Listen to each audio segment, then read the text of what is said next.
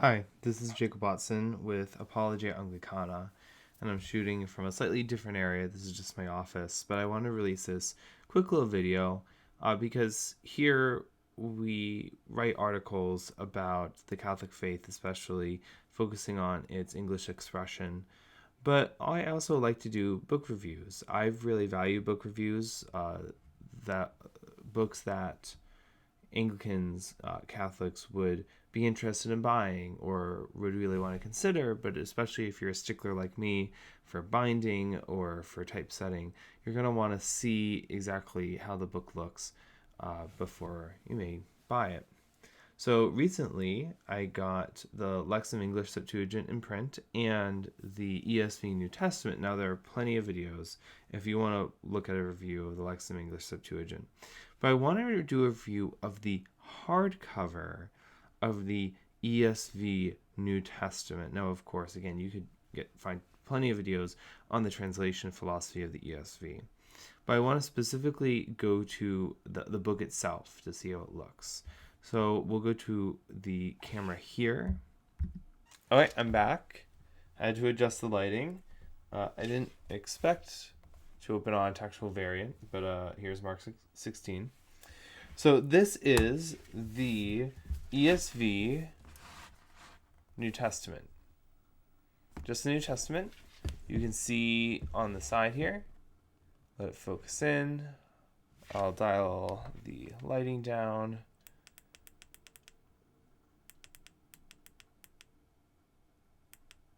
There, you can just see ESV New Testament there, Crossway, English Standard Version. This logo. You can see how it looks. There's no gilding. So I'll turn that up a little. But you can see there is one bookmark or one ribbon. I believe it did have a front cover, one of those like not book covers, but like kind of half book covers, where I'm trying to find a good angle. But anyways, where it'd be like here, you know. I don't have it here, unfortunately. I believe it called the ribbon elegant or something akin to that, and I agree. So we have this. So if you're wondering, well, I'm wondering when I first encounter such a product, is it Smithsonian? And no, it is not. If you want Smithsonian, then you can go to, I believe there's sort of a comfort or soft comfort style cover. I forget what it's called, Comfort Soft. That's sort of trying to do a sort of leather thing. That is Smithsonian, if I remember correctly. So we can look at the binding here. There we go. If we can see if we can get a nice image of the binding. There is nothing here to me that indicates being sewn, and I'm not sure if you can see here, but I can definitely see the glue. No, does it lie open, right? Because of course, like, okay, maybe it's not, sewn, but it can lie open at least. So, I have sort of pressed this book a bit. Well, I've opened it, right? Try to open a book like you break open a book. Okay, and John, it does. You see that the left side does still kind of come open, but it'll lay flat. Luke, well, end of Mark, that's sort of where it naturally goes, which is odd because it's a quarter way through. You start going to Mark. Yeah, okay, just let's keep going. Let's keep turning pages. Okay, you see that you can see under here that the cover is now off the table, and then once you go to the beginning of Matthew, it's pretty.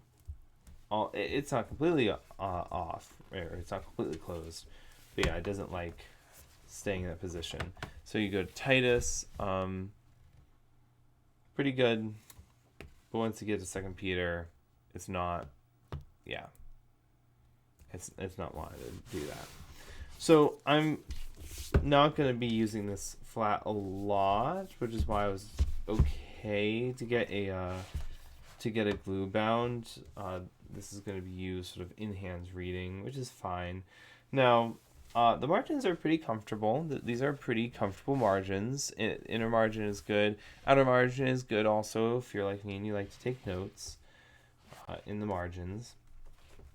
The text is very comfortable to read. I will say this is very comfortable. It's very pretty thick paper. It's not Bible paper. It's clear font, very nice typesetting.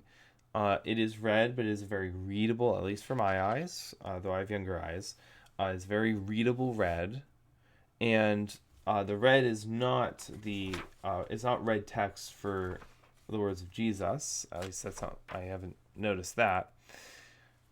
Yeah, it's not. But it's for headings and for numbers, which I think is a very nice, elegant, pleasant style. You see the footnotes at the bottom, how they're placed and how they're formatted.